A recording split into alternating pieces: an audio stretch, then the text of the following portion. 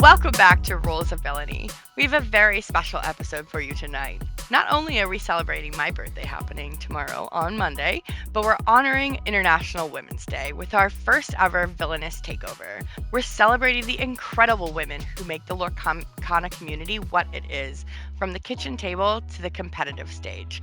I'm ROV Kirsten, and joining me tonight are the iconic legends themselves, Enchanted Kim and Sarah the Lorcana Librarian. Welcome, girls. How are you tonight? So good. You're great. Probably a little. It could be a little better for you, right, Sarah? Yeah. Well, encountered a heater and it won. So yeah. I'm on the mend. That's all right. Yes. I'm so glad to have you girls here with me tonight. I'm super excited for this episode. I'm sure we're going to have a ton of fun. But let's see if we can get you guys to get a little more familiar with our guests. Although I'm sure that everybody listening probably already knows both of you because you are super popular in the Lorcana community and you are huge, huge staples in the community as well. So let's start off with, how did you guys get into Disney Lorcana in the first place? Sarah, we'll start with you.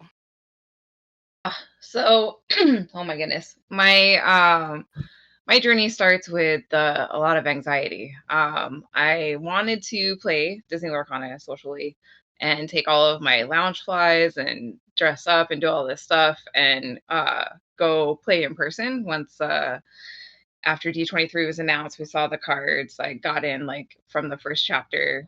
Have a problem anyway, but I just started just looking on like different groups and stuff to try to find a place to go play. And I found a place locally. It's run by Jordan, who, if people know Judge Jordan, he's a great community person.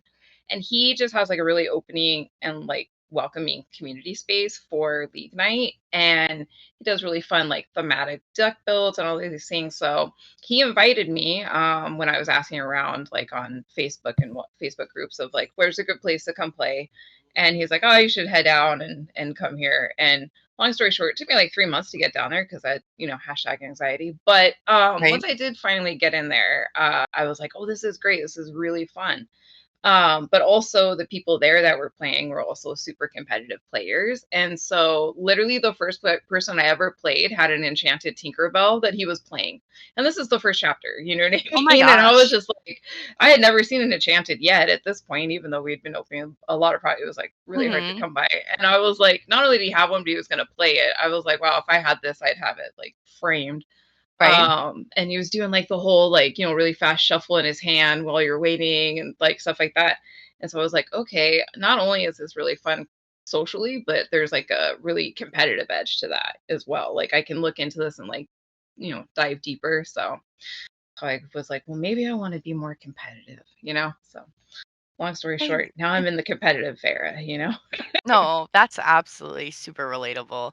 I know that I had a very similar experience where like we bought the cards and I was just kind of more interested in like opening the packs because I was more of a Disney girl than anything else, and I never would have thought that I got into any sort of card game, let alone like in a competitive aspect.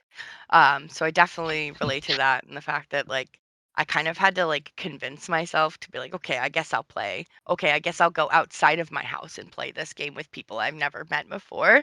But yeah, I definitely relate to that. Kim, what was your experience like? Oh goodness. So my partner, my significant other, he used to be a pro Yu-Gi-Oh player, and we were very early into dating, and he was like, hey, there's this new Disney trading card game coming out. This could be like a thing we can do together and be interested, because like I've always been a huge fan of Disney. And I was like, sure, bet. And I don't know, maybe he planted this, but one of the first packs I ever opened was first chapter, and it had an enchanted Maui. And I didn't know what enchanteds were, and I was like, ew, Maui? Like, I wanted Belle. I didn't realize the value. I didn't know anything about it. I just opened a pack. That was expensive back in the day. That was like $400. I know, he was disappointed. Like, he was super hyped, and I was just like, of course, I want a princess. yeah. But then, eventually we bought more product, and I did actually a second pack opening, or first ever box we ever got. Very last pack magic, opened the Enchanted Bell. It was wonderful. It was glorious. And that kind of started the nickname Enchanted Kim. And, we opened packs, and then he's like, okay, now we've got packs. Let's get you into it. And I used the Disney Lorcana app. I built my first ever deck. It was a Sapphire Amber, princess cutie pie deck. And it was 70 cards that were one-ofs. It was glorious. I love that. It was glorious. It was wonderful. I showed it to my partner. I was so excited I built this. And he's like, girl, no. instant facepalm. I remember this vividly because we had gone out for breakfast. It was a local small breakfast restaurant. And, we had ordered, we were waiting for our pancakes. And I was like, oh, by the way, I built the deck because he was hyping me up to do it. And I finally did it. And I was like, yeah, here you go. He looks at it and he's like, no, you need 3-ofs, 4-ofs, consistency. It's got to be 60 cards. Gotta have a curve. I know. We fix it. We build it, and I start playing.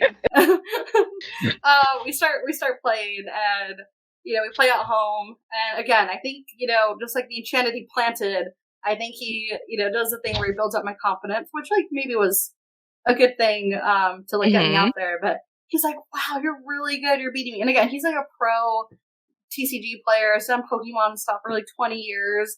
So yeah. I'm here thinking wow, I beat this guy. Legend. I'm ready to go to a local tournament.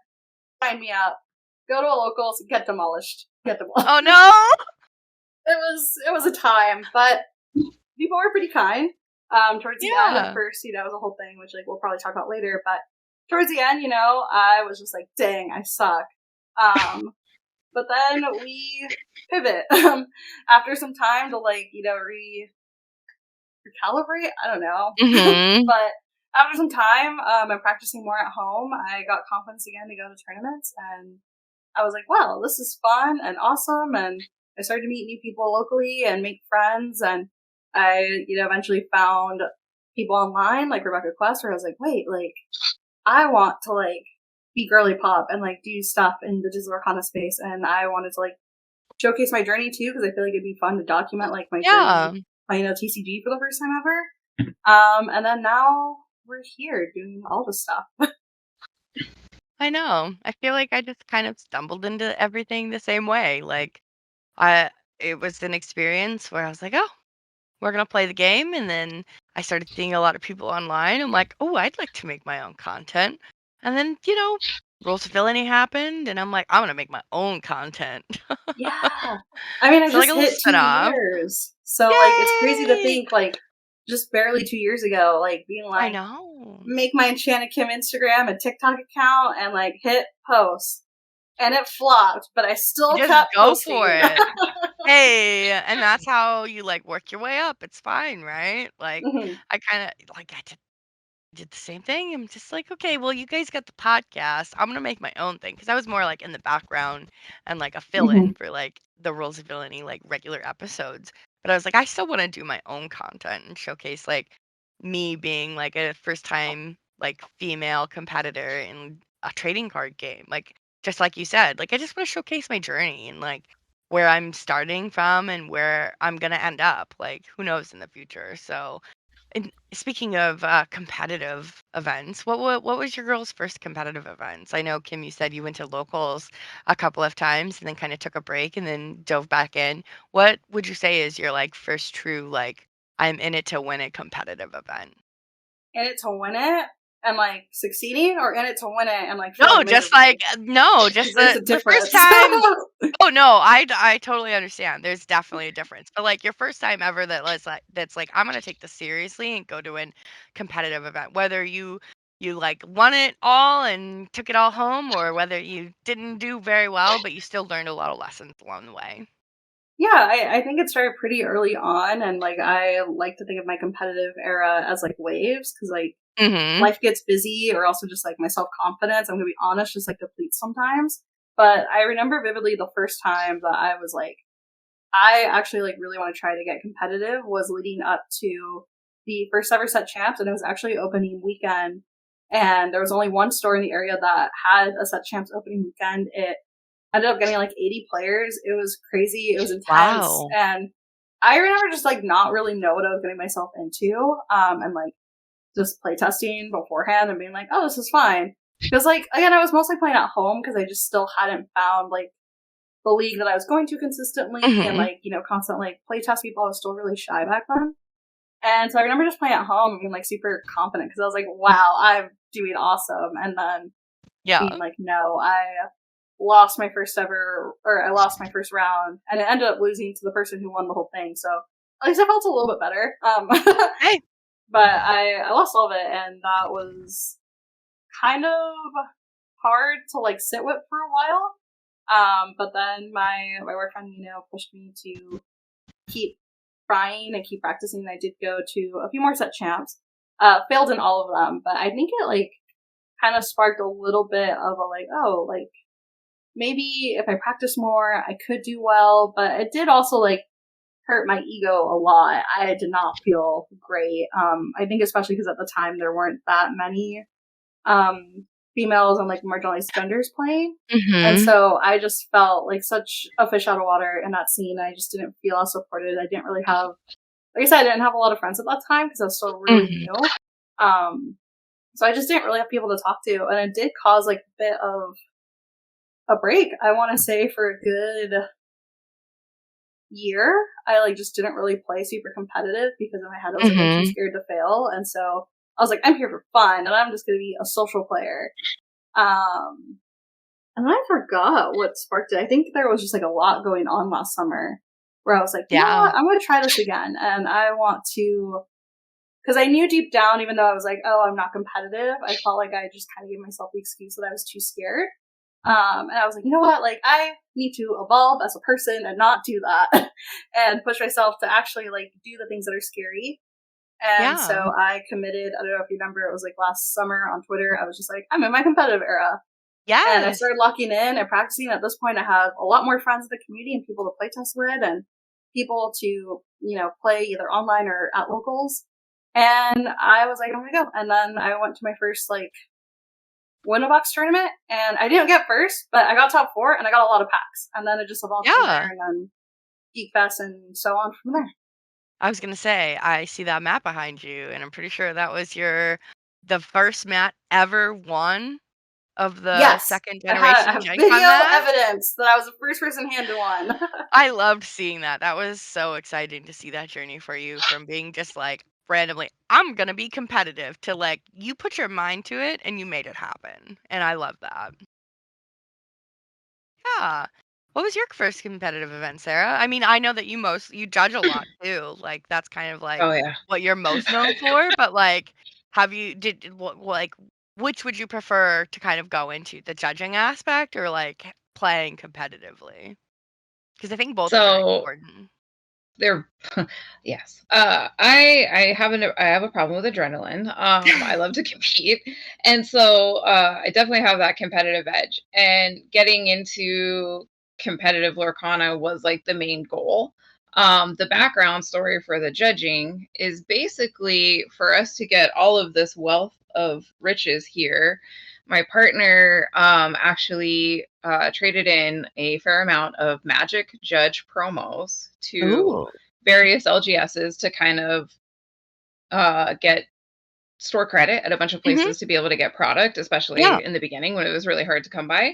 And I was like, oh, that's the buying power of judge promos. I should be a Lorcana judge. This feels like it's going to be like a thing that would be highly collectible. And I wonder what it's like to get into judging, right? And so at that point, I was still like very on the competitive edge. Same thing, like around set champs, I listened to I had been following kind of the competitive online tournaments that were happening, and a lot of the pro players was like getting coaching from some people and was following Zach Bivens' journey. And so when he was on the Citizens of Lorcana podcast talking about like tips and tricks for being competitive ahead of that Stitch set champs that we did, was that Azurite Sea? Yeah. I don't remember. No, Yeah. Stitch the No, Champs no, no. was Inklands. But with Inklands, that's what I was like the one with the water. Same color. Yeah. Back in time. I'm like, as Yes. racy as if, imagine if we had sail back then. Ooh. Yeah. But I just listened to this podcast about like Zach Bivens gave a ton of tips and tricks on going into a competitive TCG event, like how to prep for that. And so I took a lot of his tips and tricks. I was playing my blue steel deck that I had been getting coaching on, and just like really did really, really well at set champs, and was just really at that point kind of like, oh, I can do this. I can get far. I can do these events and really hit league really, really hard. But also at the same time, that was literally at the same time that I was applying for the Disney Lorcana challenges to be a judge. I had heard from a friend of mine down in Florida that was working with like the organization stuff early on, and they had passed along to me like the application and the judge test that was like not the official judge test, but the one that they were using like for staffing at that point. And I filled it out, but I didn't submit it for Atlanta because I panicked. I was like, there's no way. I'm not good enough. I can't do this. What am I doing? But I applied to Chicago and got in for Chicago for judging. And so then to be a judge at the event and see the competitive players and be a part of that while also being able to do the judging and seeing behind the scenes and things like that, I was hooked. I was like, this is exactly where I need to be. And then doing the judging, and directly after that Chicago event, I went on the Lumiteers podcast and talked about the judging event and stuff from the airport, like as I'm leaving from the terminal. And a lot of people had seen that and had like touch base with me as marginalized genders and been like, wow, like I feel like I could be a judge because it feels like an intimidating space. But seeing you in that space and seeing you talk about that space makes me feel like I could be there. Because by this time I had been doing the content with like Rebecca, where we all passed the card to each other. And there was a lot of like momentum there with like doing the content, because I got into the content creation because I used to do Disneyland content. And that is a highly competitive space and a highly saturated space. Really? So once Disney Lorcana was announced, I was like, this is an opportunity to make content in Disney, but a different niche. And so I jumped in like around the same time, like a lot of original. I think my first post was in like January after the product came out, where I was having Donald Duck sign one of my cards in the park. But I had him do it like during Halloween and taken the pictures in Halloween, but my anxiety literally would not let me post them until January. I was like, so he's in like his like little vampire outfit and everything because it's Halloween. But I was like such a chicken that was like, you can't do content, don't do it. And then anyway, famous last words. But yeah, and so to look back, yeah, and just I was gonna do this whole like bit of like Disneyland and Lorcana content, because I just felt like the people who were Magic Key holders going to Disneyland all the time would want to play this game in the park. You know what I mean? And so I was like, that's my dream.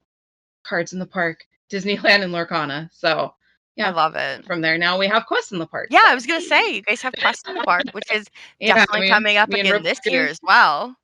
Yeah, so excited for this year. But yeah, Rebecca and I are hard at work getting that all organized. But yeah, just looking at judging and being in the competitive space, but also helping people who are in the social space who have that competitive itch and they want to bridge over. You know what I mean? And trying to like get you to that point, like where Kim was like so excitable and just felt like this isn't something I can do, right? And then going to getting her mad at Geek Fest. So I mean, like people out there just like see that kind of like that bridge, you know what I mean? So like, and just being visible to make that happen. I remember being in Seattle and talking to yourself, Andy, and you have the whole crew over there, didn't you? Vince was there. I think we were all four there. Yeah, Brad too. Yeah, and I think Vince was telling me about how you had seen videos of me opening packs on Instagram, and that you were like, I'm gonna open packs, I'm gonna do product, and I was like, those little moments keep me going because it makes me feel like there's a reason why I'm doing it. Otherwise, I'm like, why am I doing this? You know what I mean? And so to like be the inspiration is like make people feel like I can do hard things is like what I want to do. Like this whole like hope core of like you've got this, you can achieve your dream, and just try to help people get to that point, because the competitive aspect of this game is so exciting and fun, but it is very intimidating, and it is a space that there's more females represented, and a lot of more marginalized genders are represented, but it is still, there's a lot of pushback, and there's still a lot of difficulty in getting into the space. I was with Kim at Geek Fest. We actually were like testing together and all this stuff for the decks, and it was upsetting to see Kim play so high but not really have a seat at the table with the boys. And what I mean by that is they would have their circles and they'd be talking and stuff, and she was just kind of there, but they didn't like engage with her like she was a part of the group that had done this really competitive cool thing. And so I think That's we a have a shame. lot of like building to still do to make sure that people, like, while we still are in the space and we still are welcomed into the space more than other games, there's still a lot of work there to be done, I think. Yeah. And a lot There's of still that perception to barrier change. that's just naturally Hmm. built up that we need to break that barrier down, basically. Gosh, yeah, you know. So Yeah.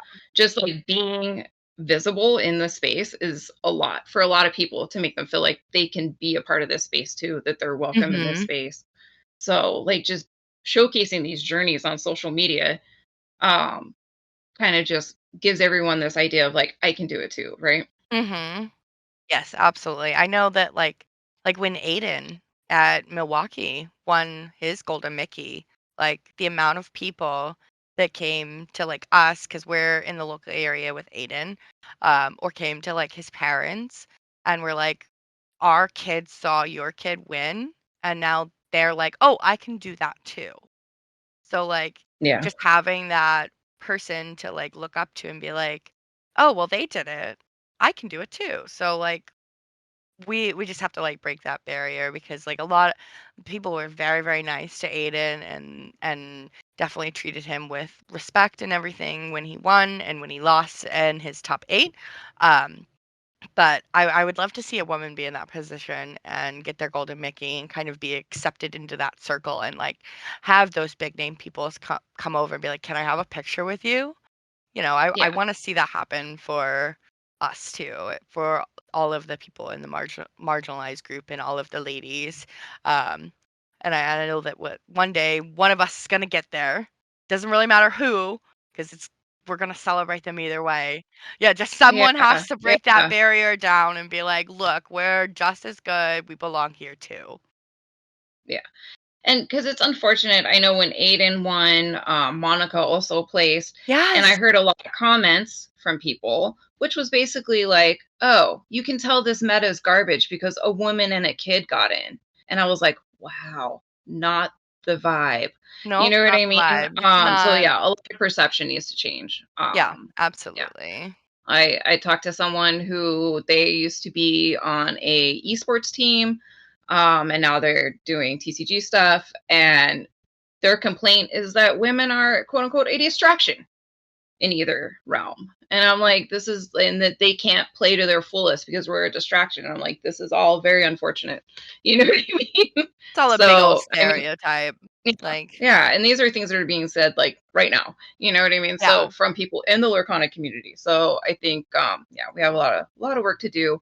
But yep, as a Disney game, at least we have this entry point. And I've yes, seen, judging a lot of other games, as I do judge a bunch of other games, mhm, I think we do have a lot of women in this game, more than other games. So we need absolutely, to like keep growing that community, yes, because I mean, even if we look at the numbers, it's still not enough. You know what I mean? And it starts to mhm, break down in terms of like women in TCGs that play social play, and then like the numbers tailor down into like how many actually play highly competitively, and it's mhm, very, very low. Very, yeah, very low. I agree.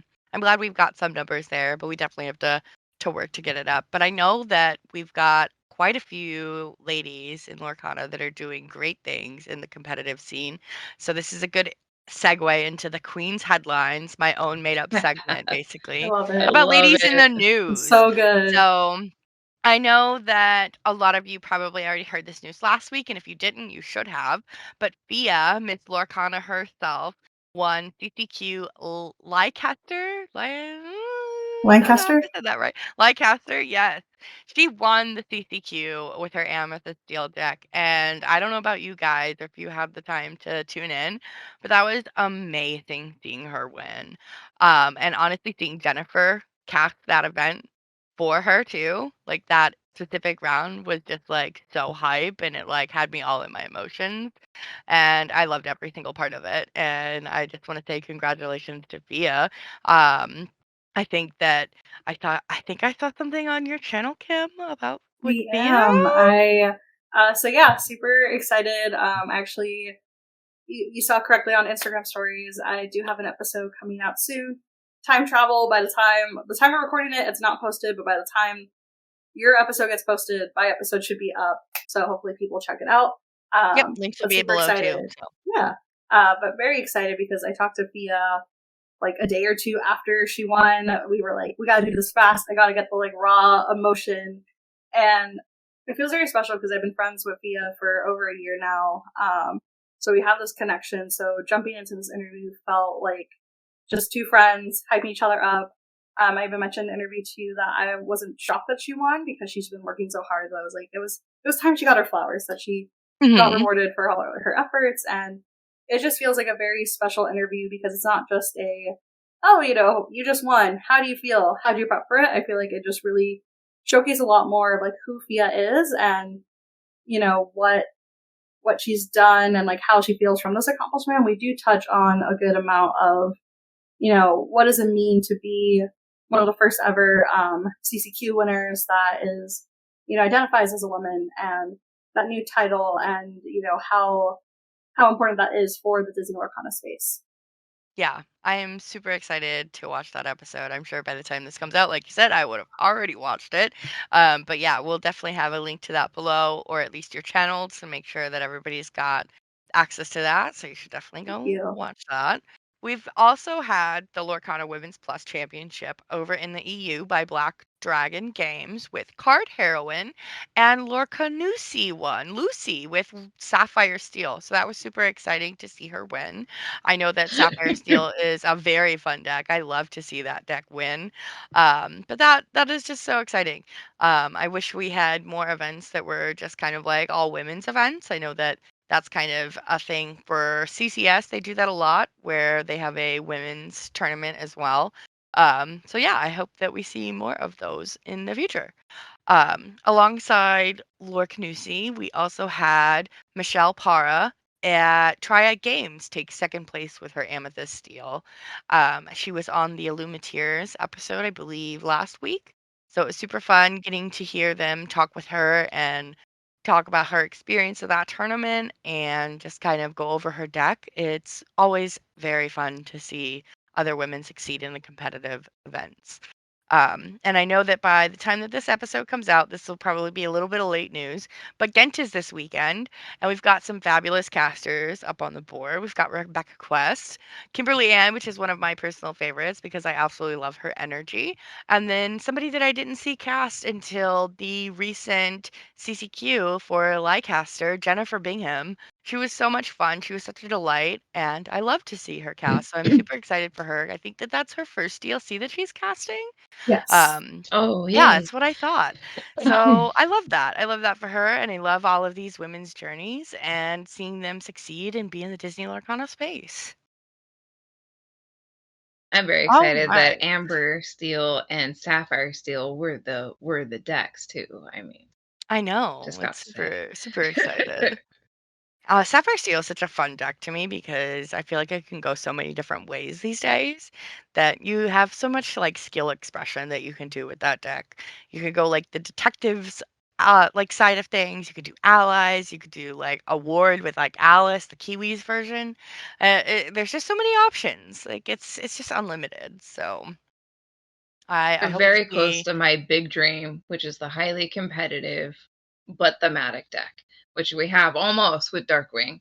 We have almost. an almost pure Darkwing Duck deck that's a sapphire steel and highly competitive and thematic, and I love We We're pretty close we with do. dogs too.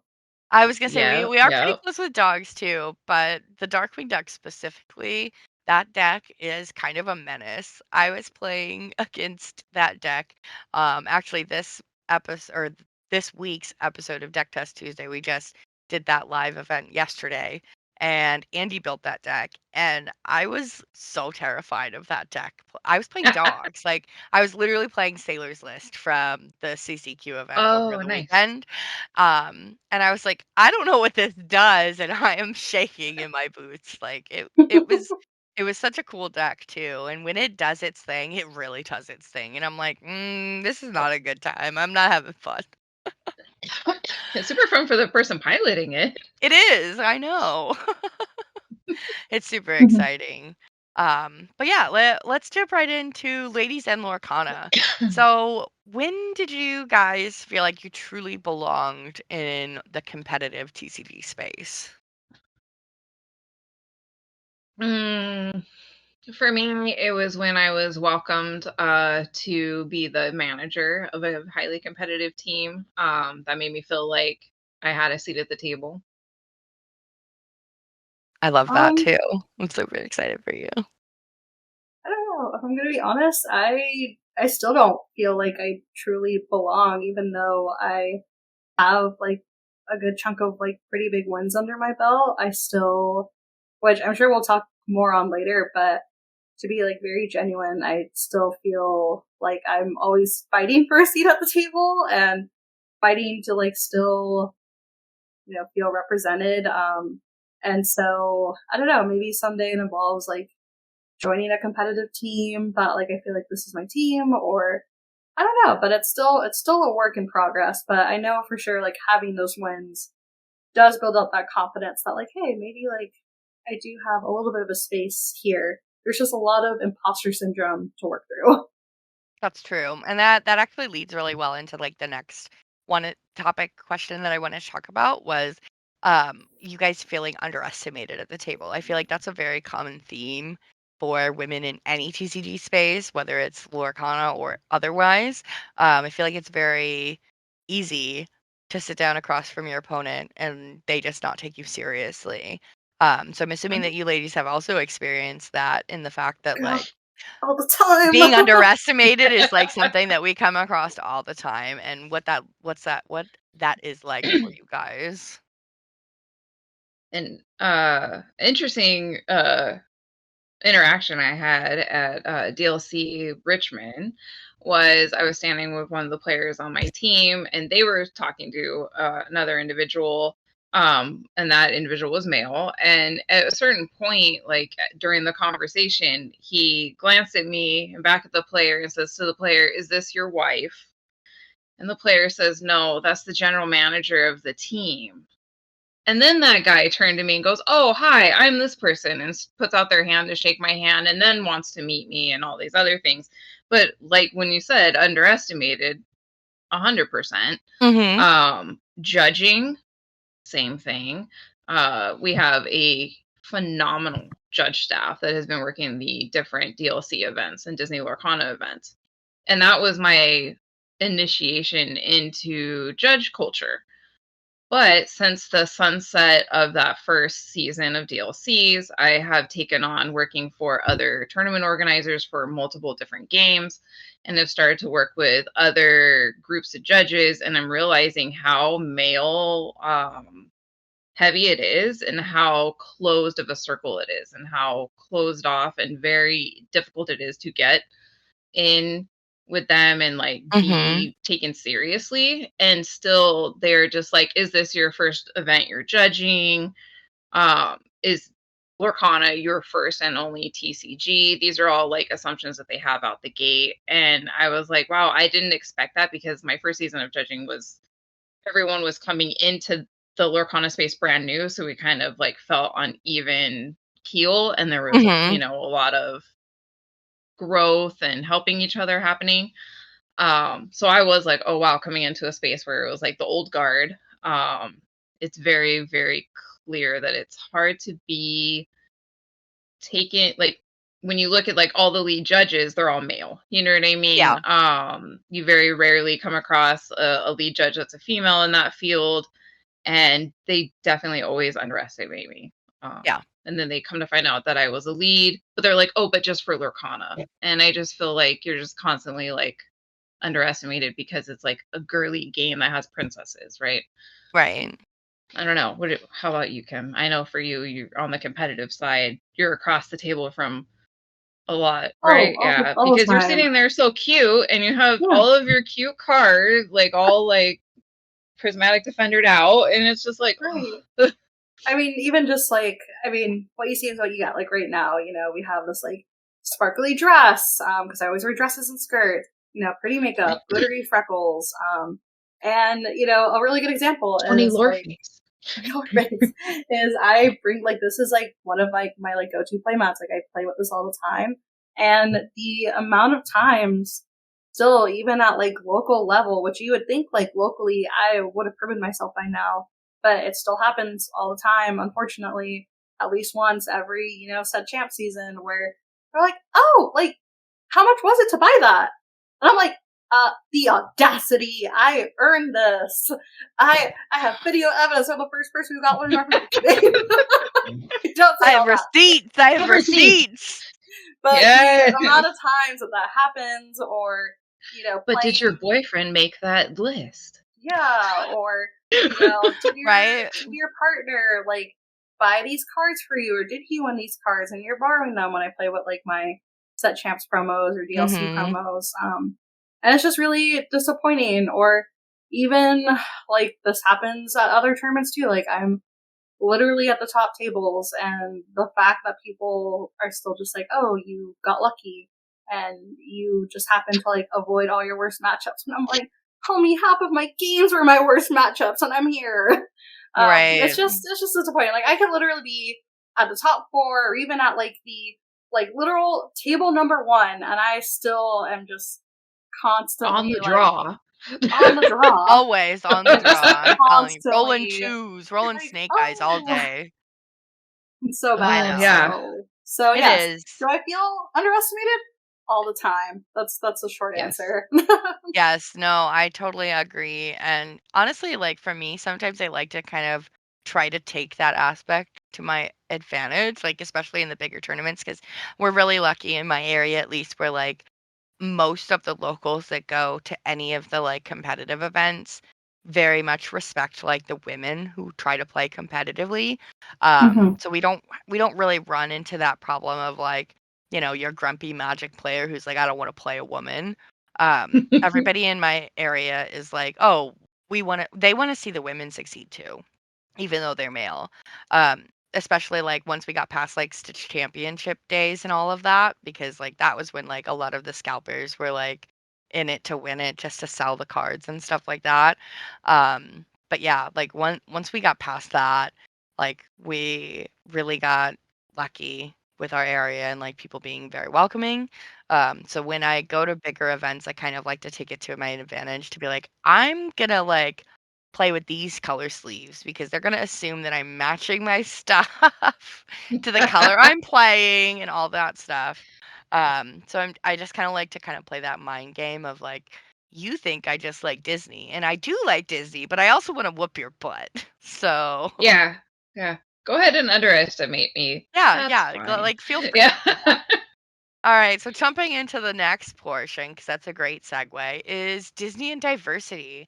So I know one of the hot topics we've kind of touched on, but not really discussed in detail, is do you guys think that Lorcana specifically, being a Disney branded TCG, makes it just inherently more welcoming? 100%. I think just an easy yes, but I mean, having something that is just super familiar, many people have grown up with, and then I mean, even I mentioned it in my like how to introduce me, was you put Disney princesses on something, like that's 100% girly pop to me. I'm gonna be interested. And even not Disney princesses, but just the other Disney properties, like it's no secret I love Winnie the Pooh too. So seeing what is he, Stout-Hearted Piglet? I feel like that's not his name. Oh my god, I love it! Swordsman Piglet. It's not. It's Swordsman Piglet. I love it. but I was like, oh, the cutie, honey wizard, cutie. I know. So I think right away it just makes it more enticing for, I think in general, anyone, not specifically marginalized genders, but like that helps. And overall, because it has this more diverse community, it does make the community overall feel more welcoming. Absolutely. I think that it definitely brings in a lot of us. Like me, I'm just a Disney adult. I love Disney things. I love collecting. So, it was just another thing to collect that I ended up being like, okay, let's play the game. I think that it definitely helps, bring in those people that I would have never played a TCG before this. But once I learned that it was Disney, I was like, okay, we can do this. Like, let's get into it. It'll be a lot of fun. So whether it's like women or kids or any other marginalized group, I feel like it's also welcomed a lot of like not necessarily like super competitive like Magic the Gathering men, but like also those other guys that like they just love Disney too. So I think that it's super super exciting to see such a diverse group of people come together just because of one game. So I think that that's kind of like one of the best parts about Lorcana is just the like little melting pot of people that it's kind of combined together. The story I told about my partner and the judge promos, the whole reason why they were even willing to let those promos go is because I was willing to play a TCG with them. And when I do the learn to plays when I'm judging and stuff, and I'll do learn to plays with guys, and they'll be like, this is a game that I can get my partner into or my Yeah. kids into to play with me. And I think that that's huge because we see a lot of people like Rebecca Quest, and she's playing with her teenage son. And this is something that they can bond over that you don't usually get an opportunity to bond with your teenager and your teenage son. That's like wild. So it's like this huge, like, raise your hand if you play with your partner. You guys? Yeah. Yeah, exactly. And so like that's huge for us, right? And that's huge for them, like, because they get to share this with us. And then also I think that's what they're like super drawn to, like for the first time, this is a TCG that women are like accepting of, because it doesn't, the cards, you can read them, you understand, like the abilities usually link up with like the character traits of characters you grew up with and love. And so it's like when I look at things like Flesh and Blood cards or Magic the Gathering cards, sometimes I don't know how to pronounce those things. Yeah. And I don't want to look like a fool when I'm like, I play this card that I don't know the word for, right? And so it just kind of like makes it more like I feel like I can do this because I understand. I know the cards. They're familiar. Yeah. I absolutely agree. I feel like they resonate with us, the people who love Disney and love the characters. You really feel something towards those cards, and you're more inclined to like play something that suits the cards that you like and the characters. And the thematic decks are really fun too to build. So I think that that's definitely like one of the best aspects of the game is just having that like connection to the cards itself, not just what they do in the game, not just like, the abilities that they produce as far as like gameplay goes. Which is something that I like Riftbound, like I tried it. I like the characters, but some of those cards have nothing to do with the League of Legends game or the IP. So I have no connection to them. So I'm just kind of like, meh, I don't know what this is. We'll play this thing. And I never find myself doing that with Lorcana. I know what they all are, even if it's a Lorcana specific card. And I'm still super excited to play any of them. And honestly, being able to sing the cards. I Love was just that. gonna say the songs are so Yes, huge. they are. I mean, the amount of times that we've burst out like singing a song at League is it happens every week essentially. Like every single week we play a card and then we sing a song and then we sing part of the song and then somebody else picks up the rest of the song and it just keeps going. And the next thing you know, you've I like love it. literally karaoke'd the whole entire song. And it's just like, this is amazing that we can keep this going. It's like an a cappella group. And many a times I've given myself away by drawing a card, putting it in my hand, and be like, I've got the strength of the raging fire. And I'm like, Yep. God damn it. And they're I like, you have raging know. fire. I'm like, no, absolutely not. They're like, Ursula, I have No, raging I fire. I don't. know. like as you should. Yes, yep. Take it out of my hand. I don't I'm deserve it. also guilty about doing that as well. And that happens quite a lot. But I know, Sarah, you were a judge at one of the Riftbound events, so this is probably a best question for you. But compared to Disney Lorcana, what is the diversity like in other TCGs? Because I think that, we talked about Disney Lorcana being very diverse. I don't think people realize just how diverse it is from other Right. TCGs and really the experience that like people have outside of Lorcana. I comparatively, Riftbound honestly has a lot of women, and they had a lot of female players, casters, content creators, and behind the scenes people who are like in charge. And so honestly, with Riftbound, I would say is a fairly comparative to Disney Lorcana, and I did see a lot of women convert at a higher rate than I see in Lorcana, which I thought was interesting. Interesting. Yes. And when I talked to some of the players, like I had someone that was another judge that I was chatting with, another female judge, and she was saying that she got into Riftbound because the barrier of entry was low. She had played the video game, was familiar with the characters, Mhm. and then kind of like understood the mechanics and then could build and build and build. And so it was a very similar story to Lorcana. However, I see a lot more people doing social play for Disney Lorcana that are female than not. Other games that I've judged, Flesh and Blood, Magic the Gathering, Vibes, even Vibes, you see heavily male field, like very, very heavy male field. So it was really refreshing to see as many females as I did at Riftbound. But the more Mhm. that I talked to, so I started talking to them, they came over from Lorcana because they learned to play Lorcana. They Ah, felt like they could play Riftbound. okay. So Lorcana was still their first TCG and their Right. kind of like entry point of like, I can play this really hard game. I can pick this game up, and like the attractiveness of the competitive Mhm. scene. So I thought that that was interesting that they like got started in Lorcana and now are like graduating to other competitive games. Yeah, that is really super interesting. I didn't know that, about I mean, I've never been to a bigger Rift event than, like, maybe my local area, where it was probably me and my friend Brittany, and we were the only women that played. I don't think there was Right. very Yeah. many other, local women who played even from coming from Lorcana. I mean, we both did come from Lorcana. They were both our first TCGs, so that's definitely interesting that it's kind of like Lorcana is like the entry level stepping stone for them.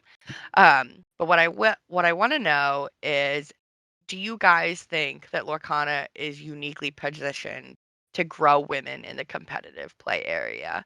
I know that we've seen a couple of women recently do really well competitively. Hopefully, we'll see even more in the future.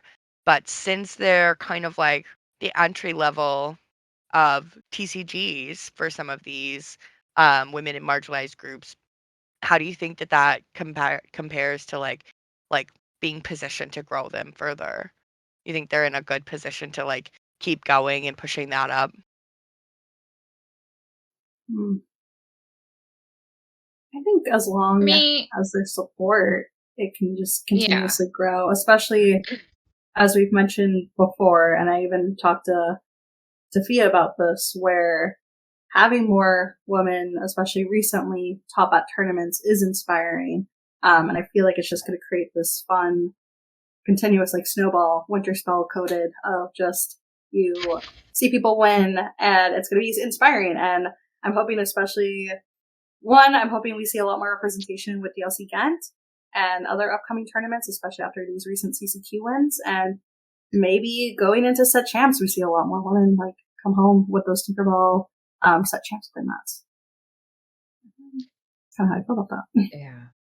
For me, I think echoing that idea of support is really key. I know that a lot of the higher competitive players that are not female are making a huge effort to welcome females into the space, Mhm. give them coaching, make sure they feel safe and accepted, and be a safe space for people to, and a trusted person that they can go to for help or things like that.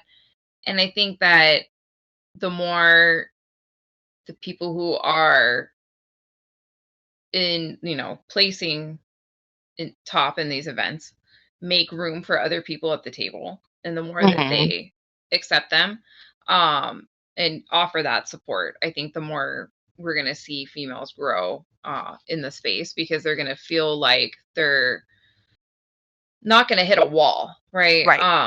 It's like kind of discouraging that you put all this effort in and you get there and they're kind of like not taken seriously. So, I think in Lorcana, we're definitely seeing a lot of that.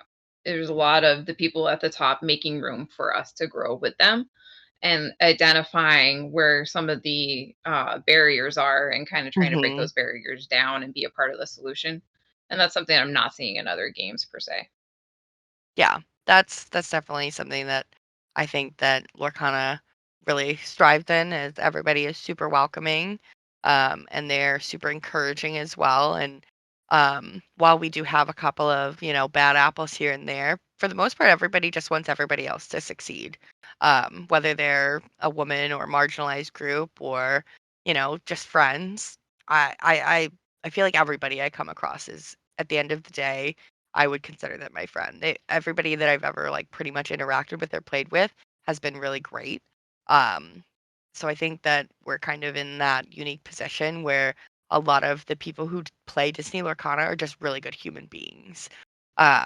Whereas, like, maybe in other TCG spaces, they're a little more hostile and things like that, and aren't as open-minded. So I think that we're really lucky in that perspective, where we've got a lot of really good people in our community who just kind of want to hype everybody up. And I think it goes back to when they're like, oh, I want my partner to play with me. I want my kids to play this game with me. So they want to create a space that they want their kids in. You know what I mean? Yeah. That they're comfortable with their partner to be a part of. Yes. And so, yeah, they see that vision, and we kind of like have that shared vision. And I like that. Yeah, I do too. I think it's really great. I know that at least in our local area, there's a lot of, like, parents who they're trying to get, their kids and more involved in, like, TCGs and things like that. And um they just kind of, like, lean on the community essentially to be like, you're gonna help build everything up and give this great experience to my kid, who's then going to, like, come home and be really excited and be like, I want to keep playing this game. And they're gonna play it home, and then they're gonna want to play it League, and then next thing you know, they're going to a DLC and getting a golden Mickey. Right? I'm so Exactly. excited. We just started a kids league a month ago at one of my favorite local game stores, and it started with just like 4 kids, and it's now evolved to like 30 plus every Saturday. That's amazing. I'm really excited because I think this Saturday I'm gonna go and like go as like a special guest. It's very cute. They're like, oh, I love it. you're Enchanted Kim, which I was like, oh, I'm very excited because I guess some parents hyped it up and whatever. But I That's am going awesome. to a special guest, and I'm gonna have a bunch of like because kids, they get excited about everything, and so I have a bunch of like foreign language cards, which like are nothing like super fancy, like nothing like legendaries and stuff, but like people are just like, oh my gosh, Mac money sack, this is hilarious. I love that. We're gonna bring a bunch of my foreign language Disney Lorcana cards. I have a bunch of like extra of those adorables like Disney figures. And I have a bunch of other like random Disney cute little stuff that's like, they can have this. Like, I don't need this. This was cute for the moment, but I have so much excess Disney stuff, and so I'm really excited. I'm gonna bring like a thematic deck and play with them, because if I brought my core constructed amethyst steel, I think I would discourage the kids instead of hyping them up. But it's just very exciting because some of these kids are starting to show signs of like they do have this like competitive spark already. Yeah. And it's just exciting because especially after this weekend, like I'm really confident now that like, because I think it's different too when they play an adult, even if I'm bringing a theme deck, I'm pretty sure I'm gonna, have some fun and really encourage them, because some of them, like I said, have this competitive spark going already, and really encourage them to then go to our regular league, which, the majority of the adults play in. And hopefully, they'll be motivated to then go to tournaments like Set Champs and maybe DLCs because, like you've all mentioned, it's a very supportive space and people want to see everyone succeed and continue to build this like very supportive system. So super, super excited about that. Yeah, that's so exciting, and I love that for you, and I love that there's so many kids in the area for you guys that come out and do a tournament. I know that we've talked about wanting to do that in our area as well. There's not like a ton of kids in our area that are super interested in playing and things like that. But I know that like Family Quest, Daniel and Lily, like they do the same thing down in Austin, Texas, somewhere in Texas. I know it's somewhere in Texas. Where they are super big into the community and hosting those tournaments for the kiddos, and I just love to see every moment of that because in like 5 years time they're all going to be getting golden Mickeys or whatever the equivalent of is at that point in time because they're all going to grow up to be prodigies at that point. Like you just know it's going to happen, right? They learn so crazy. Like I always was like, they learn so fast because they don't have to stress about bills. That's my hot take. They don't have anything else to think about except maybe having to go to school on Monday morning. Like, right, whatever. They have no other problems. They have a lot more mental stamina than us older people. It's okay. Yeah, some vintage people. It's fine. Yes, yeah, we're vintage. It's okay, but so I know we've talked about the competitive aspect of things, but for the women who are already in like tournament organizations or judges, what unique challenges do you think they face? And I know that this is probably more like a Sarah question. I think Kim, you've put it on a couple of events in your area as well. some events, and I've helped out with tournaments, so I can still respond. Yes. Okay, great, perfect. All right, I'll let you guys take it away. Yeah. Oh man. So I just got done at judging this Riftbound event over the weekend, and Cassie Doe was one of the main. She was like in charge of all of us judges and whatnot, and she works with TPG now, and she is organizing also the Enchanted Citrus Clash, and just seeing how much harder she has to work to be taken as seriously as the men around her. It was wild. But just like seeing her get to the point where she put on such a great event that everyone is just like, oh yeah, I see you now. You know what I mean? And she's getting a lot more opportunities. And I think that when we look at things like Fran, who's doing like a bunch of tournament organizing in Southern California, basically, yeah, any tournaments down there are usually she has a hand in. And I know she's doing a lot with Enchanted Citrus Clash to make that happen.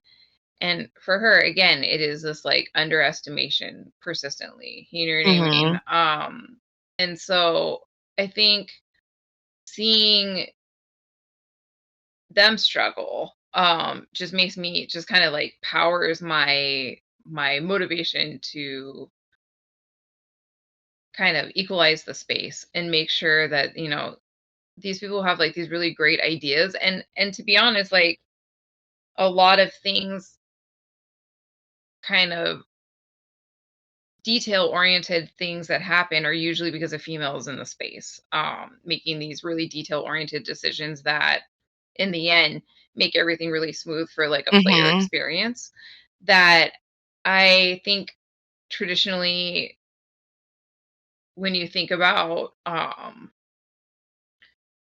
like in your mind, a tournament organizer is like this kind of wears a lot of hats, right? You have to do a lot of things. And I think for a lot of females in your personal life, that translates like motherhood or owning a business or all these different things that you have to juggle all of these different things all at once. And I think we're all really good at doing those things. And you get to see that really shining when a tournament is put on by a woman. You're like, everything is thought about, every little like experience, every detail, every person that's attending has been thought about, and every touch point that you're like, oh, this line ran smoother, or there was access to the supplies that I needed at hand, like your needs are anticipated. I think it has made a lot of quality experiences that people have looked for in the Disney brand, because you look for this kind of like elevated experience that you get at the parks and stuff like that. And so I'm excited. I want them to be championed. I want them to make sure they have their, time in the sun, because they're doing such a phenomenal thing for the game to grow. Mm-hmm. I couldn't agree more. I mean, we've got Jordan. Kim, you went to, which event was that? It Pretty was good tournament, right? pretty good tournament, yeah. Jordan is doing amazing. I got to witness Jordan organize a majority of the tournament and like be there to help set up. And I'm just like, you're balancing this with like a job and like your own personal life. It was always so impressive. And then even to seeing, shout out to Jan from Cole Street Game Vault. She does amazing, absolutely amazing events. If you've seen my reels with the Tro parties, her attention to detail, oh my God, is insane. Those are like insane. If you saw the spread she did for our winter spell trail, like having like Ruben's sandwich shop and Piglet's hot cocoa like station and like all the little signs she made, and having all the food just like streamlined and organized. Like, it wasn't just like, oh, it's here. Like, there was like a process. No, it was a whole thing. Right, and like a face painter, and having like the goodie bags for everyone, and then still having like the tournament like go smooth, and making sure like she's stressing. Like, this last show party was one of the busiest ones. I think that one was like fully sold out. So like almost 50 people in this store playing Hack Rush and Sealed with these troves, and her just like having everyone organized so that we could start relatively on time, making sure everyone had an opponent. We didn't have like weird like drop issues or people didn't have opponents. I was like, skill, masterful, chef's kiss, all the clapping and flowers for her. And it's like, and she does it, and I hope she gets all the gratitude that she deserves, because sometimes I think this is a common thing with women, like especially for me as like a business owner, there's so many things you do and so much effort that puts in, but I feel like a lot of times women don't accept the thanks and the gratitude. I feel like more often than not, we're kind of put in like these like small boxes where we shouldn't like be super excited about our wins, and we like kind of downsize ourselves. And so that's another thing too, like you mentioned, Sarah, is hoping that all these women, all these tournament organizers are getting their congratulations and all the gratitude. Yeah, they need all the thanks and praise. Yeah, because there's so much adversity that you're just like, you need it. You need the positive reinforcement. Yeah, for sure. So if someone wanted to step into like tournament organizing or a judging role, what advice would you give them? For me, I think for judging, first place you gotta go is the Lorcana Rulebook Hub. It's a Discord that we have with all the judges, and literally Speedy on there will list every judge opportunity that there is. There's plenty of threads of how to stay up to date with the corrective document and the actual comprehensive rules and everything, the tournament rules. And people will help you, they'll mentor you. Cassie, who I talked about before, just went to Judge Phil and was like, will you mentor me, because I want to be, a high level judge. And he's been mentoring her, and now like here she is like doing actual tournament organizing and lead judging and everything. So I think that space is really a huge resource that if you want to dive into judging, no matter what level you're at, because if you're already a seasoned judge from other games, you can go in there, get connected, you can make travel arrangements. So if you have economic barriers to the entry, then you can like link up with people to help you, have a hotel. So, things like that. I think that's a huge critical piece. Also, keep up to date on DisneyLorcana.com's resources page. There's 3 documents, and I think a lot of people don't understand that there's not just the rules for Disney Lorcana. There's also the corrective guide and also the tournament rules. And just kind of like start there, get bone up on all of the interactions, how the bag resolves, and take it from there. That's all great advice.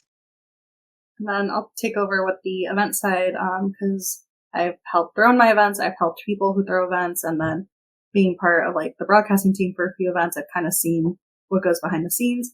If you're interested, reach out to any big local game store or local game store that is hosting something, or if you're interested in hosting something, reach out to your favorite local game store. They're usually pretty excited to be like, oh, you want to do the work to plan something for us? Like, we'll provide the space. That's how Jan usually is. Like, when I want to go to like my event, she's like, go at it. Like, do whatever. Right. I will help you with the space you need. And, we brainstorm ideas. But normally local game stores, because honestly, like, local game stores, I believe, are like the heartbeat of like these TCG communities. And so when you do events at these local game stores, it just better supports the community. And just connect with people, even online. There's plenty of Discords as well that help, connect with people, especially if you're interested in being a part of an event. Like I know Enchanted Citrus Class is a really good example. Citrus Clash is a really good example of, they have a Discord and they have applications where, like, if you want to get your foot in the door for, organizing events, you can volunteer or get a paid position when it comes to assisting in the events. And, there are DLCs. Like, I felt like that helped a lot when I worked DLCs. I wasn't a lore guide, but I helped with line management and getting people registered, getting people to their events on time. And that just like was so much knowledge in terms of customer service, like how to help run a smooth event and get people to be as happy as possible, because that's super important. On top of just kind of learning more of like the back end when it comes to organizing these events. Awesome. Yeah, I definitely agree. I love seeing all of my friends working the events and being able to say hi to you guys. And I know, Sarah, you handed me my Pegasus at Milwaukee, I think it was. And then Enchanted Kim, I think you were the one that checked me in Seattle, because I think you were working Seattle. Yeah. I was working Seattle. So it's just so fun, like, having this wide range of like knowledge between like competing competitively, judging, running the event, working the event. I think it's all like a really good mesh of things to just kind of like know how it really works and operates. Before big events specifically, whether you're judging, whether you're organizing, whether you're playing, how do you guys mentally prepare for those events? Cry. I do my fair share of that, so don't worry. The opportunity Hannah was there. changed my list the night before. Yes. Right. Been there, done that. Oh gosh. Misplaced my deck box or my bag. Add that to the list. No, seriously. Change though, my deck. Add a couple cards. Yeah. God, right? Sorry. Like, what is wrong? No, oh my gosh, who else has accidentally slept through their alarm on the day of a tournament? I don't know. Maybe it's just me. No. Or you checked the time wrong for your tournament, because that happened 2 weeks ago. I thought a tournament started at 12:30. Started at 12, and I didn't live close to the tournament, so I had to do the awkward thing of like call the store and be like, "Hey, I'm gonna be late. So sorry. Can I have a first round bye, please?" Don't do that. don't ask no, don't do that. Take the game one loss if you do show up late. That's only fair. Don't hold up. But luckily, I was only like 5 minutes late, and somehow the traffic gods were on my side. But you were definitely going the speed limit, officer. Exactly. I was going to speed limit on record.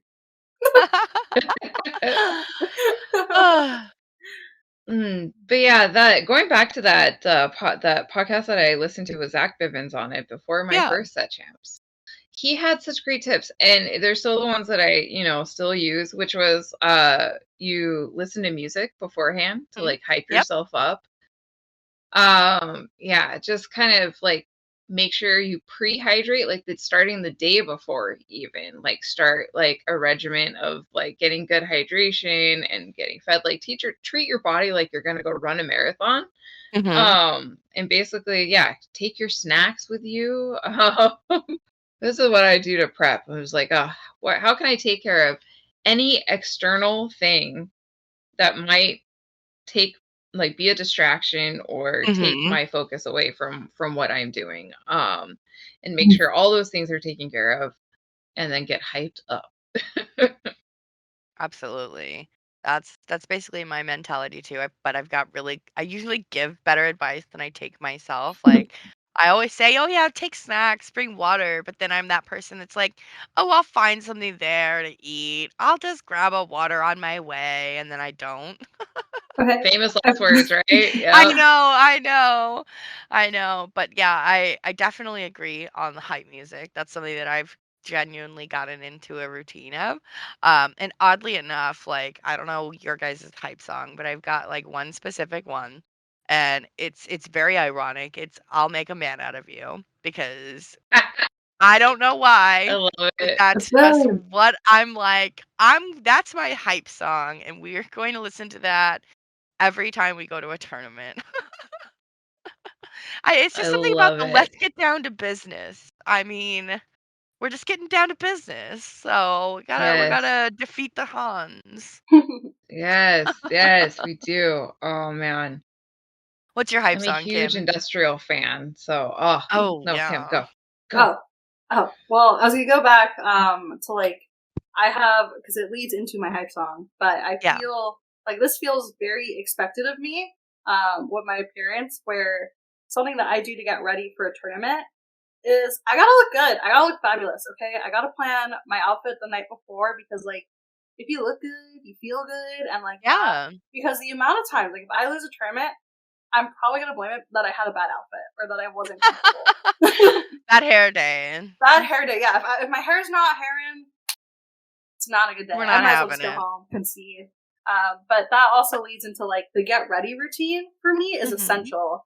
Like I have a specific routine that I gotta do to get ready just in general, but specifically for tournaments, like there's a routine. I gotta have the cute outfit. Gotta have the winged eyeliner, cute eyeshadow, glitter freckles or glitter makeup. Gotta have and while I'm doing my makeup, there is a ritual where it's like I gotta play like my hype songs, which is normally either Disney princess music, like it's gotta be Disney Mhm. princess and instrumental to like get me in a calm mood, or if I'm trying to like hype myself up and be like it's a good day, I gotta bring myself back to like the 2000s, and we're playing some High School Musical, some Lizzie McGuire, some All Hannah right. All right. Montana. Okay, bet on it, and Get your head in the game. Rockstar is like yes, that is peak for me. If I don't play those, it's just not a good day. I love it. I love it. I Both definitely of you. agree with the hype music. I Like try to we've get got into the Disney like look princess. good, feel good, but like I also end up just wearing my like ROV jersey most of the time, which kind of like goes back to like my old school days where like I went to school where you had to have a uniform, but I Mm. wasn't the person that hated that because like then I You're just didn't like have less to think about decisions. what I was Hey, wearing and decision I fatigue is could real. panic. I could This is the panic over what deck strategy. I'm playing instead of what Right. I No, wear. that's the strategy. You're like one less Yep. decision, one Yep. less misplay at the tournament. That's literally me. I'm like, make it as easy as possible, and I'll just throw on I'll make a man out of you. There you Oh. go.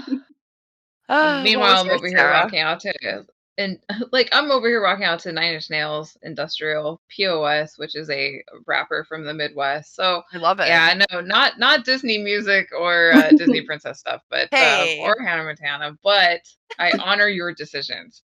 But yeah, no, my need for adrenaline kicks in, and I'm like, let's go! I Hey, came to I win. mean, more power to you. I love it. Whatever gets you Bet on going, it whatever gives gets the you in the right adrenaline rush. mindset. I know, right? Fair, Like I'm here fair. for it. So, Right, you listen to Zac Oh, Efron's vocals, my heart rate goes up. I mean, yeah, it's I know. adrenaline one way or the other, right? I love it. I love it. Oh my Kim's goodness. like, I'm too hyped up. I need to calm down. Calm down. It's like Speaking I of just need being to be in the hype, groove. right? Boom, baby. Don't throw off my groove. Cusco. Is this what our league is like? I mean, just random phrases. It's okay. Love it. But speaking of like your most hype moments, what was your most intense competitive Lorcana moment, would you say? Bombing So on stream. wasn't Can that be my Being answer? on stream? yes. Of Yeah, course. I think that's pretty That intense. puts a lot of pressure on on people. Like, there are people that are like, I don't want to be on stream because it's like it gets in their head. Like, The I only totally get it. reason I agree to be on stream is because my outfit and nails are really cute. Yeah. And also representation, that's important. But normally I'm like, please don't put me on stream. So I feel like that's normally the most pressure. But also a legitimate answer is a very intense moment is being in those top tables, especially if you're one of the only women to be like, this kind of happened at Geek Fest. We love to bring up Geek Fest because that was big. But I was one of 2 women that made it into day 2, and then I was the only woman who made it to top 8. And already that pressure of being like, okay, all eyes on me, especially because I played on stream for the first time in that tournament in top 8, was a lot. That was really intense. And the nerves and the shaking and like Sarah numbers, even going to that tournament, I was just like so anxiety driven and nauseous and shaky. So I was like, this is too much. This is too much pressure. If I bomb in top 16, like I'm just disappointing everyone. So, which like isn't really what's gonna happen, but that's what you feel like in your head. I completely agree. The pressure is always on, I feel. So I would say that for me, that whole weekend, especially that day 2, was like the most intense for me ever. How about you, Sarah? Man, it was the first set champs when I got my first set champs card, and I was like in those like final, matches, and yeah, I was going against what was my worst matchup, and I was like, yeah, this is it. This is where I'm out. You know what I mean? And I was just fighting for my life the whole time. And then, yeah, I made it. I got it. And like at the end, I remember I just like started crying. And the guy was like, I'm sorry. He thought like he did something wrong. And I was like, no, I just can't believe it. Like actually got this far finally. You know what I mean? And he was like, you had some lines I didn't even know what to do with. And he's like, like, I learned a lot from playing you. And I was just like, wow, that's intense. But I remember just right there. I'm a crier though. But anyway. I totally get it. Like one of my like most emotional and intense moments for me at least was DLC Seattle. I was basically playing my winning in for day 2, and I was going against a mirror match in the Bucky days, which is so very fun. The player was super, super nice. I mean, like, every time he would discard me, he's like, "I'm so sorry," because we were both winning at that point, basically. Like, if we both just won our match, we could have just, like, smooth sailed on the way to day 2. And I just was doing so poorly. Like, he had teched his deck again a mirror, and I was like, I'm losing this. Like, there's no way I'm not losing this. And I spent all day just like muttering to myself, I'm gonna make day 2. I'm gonna make day 2. Just because like that was like my way of like hyping myself up to be like, okay, I'm just gonna speak it into existence, kind of thing. And I Manifesting. exactly manifesting it. And I got so close, and like he was so pleasant, so it felt so bad, but I just like walked away and I was like, I gotta go cry. It was so, like, heart-wrenching to, like, lose that match, but, like, fate kinda turned it around because like, that was a time where, like, I lost so fast that I was able to walk around the room and I found Ryan Miller, and I got to talk to him about, like, us putting on events at our local game stores where we were just, like, giving away Stitch cards because that was back in the day where they were, like, $600, but we just wanted our friends to have cards because like, a bunch of scalpers came and bought them all, and we were just like, "No, we're gonna put on our own tournament and make it a second chance and give it away for free." And he gave us the signed Sorcerer Mickey card, the D23 like exclusive card, um, to like put on an event. And I was like, "This is like the worst best day ever." Like I just lost, but I lost so fast enough that I found Ryan Miller to get this amazing thing, and I'm like, I don't know how to feel. I was like Serendipitous. Too. It was crazy. Like it was just such an experience, and it was definitely an intense match, and then the feelings beyond that was even crazier, you know. But it was definitely one of those moments where like I was like, okay, I can do this. You know, like I'd spent all season trying to work my way up to being better. happenstance, like, I ended up doing just as well as all of the other events, apparently. Like, I went back at, like, my scores and, like, I was pretty consistent. Like, I kept, like, getting almost there and then losing that last round that really mattered. But it's okay. Okay, next It was a time. lot of fun. Exactly. Um, but You it was definitely intense. can call me Glinda because I am queen of the bubble. Let me tell you that much. Yeah, yes. It was always a situation where, like, if I win, I'm in and I can get day 2. If I lose, I can maybe win one more and get, like, on the bubble of, like, getting the card or whatever, like, they'll let it Mhm. go. And then I would always lose that one too, and I'm like it was always just kind of like a crazy, like, a roller coaster of emotions during the first, like, DLC season, but that was also, like, the best of 2 days, which I'm glad we, like, got away with. Like, no, thank you. I did not like that. Um, That reminds me, if you don't mind, I have yeah. like another really intense moment that like it was so intense that I like blocked it out of my mind until just now thinking about it. That I feel like was arguably almost more intense. Like, sure, Yeah. doing the finals to like hope that I qualify for the playmat was like definitely a wild ride. But I feel like I've told that story like a couple times. It's fine. But this one was one that I haven't really talked about because it was so like I felt so bad after. Mhm. But now that like it's been many months, I'm like, no, I did everything right, and like I shouldn't feel bad. Yeah. And it kind of ties into just like what this episode is, where sometimes because of just like your appearance and like who your opponent is, who like my opponent, no shade to them, like they are a nice person, but like right off the bat, they are super intimidating because it's like this Yeah. big dude that like is towering over me. It's my first time ever playing him, so like I don't know the vibes with this person either. Right. It's a set champs, and it was the first time that I kind of ventured back into my competitive era. So this is actually before Geek Fest had even happened, and this was when I was still kind of like, I suck, and what am I even doing? And I was at home, and my girlfriend's like, you need to leave the house and go do something. And he made me go to the set champs. And I brought a fun deck, this was the first ever time that I truly played with what is now like one of my most known decks, the Princess Song of Glass Slipper Yeah. deck. And I brought it for like literally just for funsies, and I guess like when you're not stressed out and like don't put a lot of pressure on yourself, you like do well. And so Yeah. I had actually like done pretty well where I was getting to this like final match with Swiss, and it was the match where if I won this, like I would for the first time ever be in top 8 at a set champs. Yeah. And so now like the partner's on, but I was still just like, if it happens, it happens. If it doesn't, whatever. Mhm. And we're playing, and it's the final game, because of course it is. It's always down to game 3 for these Always. stories. Always. And we're playing, and it's an unfortunate situation where it's like, he has 17 lore, I'm at like 18 lore, it's really just like one turn difference. Oof. And he is playing Amethyst Steel, and this is back before rotation, so Amethyst Steel has a Mhm. ton of cards, but like bouncing and card draw, Yeah. specifically the bouncing, where you're like Mhm. getting rabbits and stuff that like gives you cards. Bounce that And goat, we're baby. so good.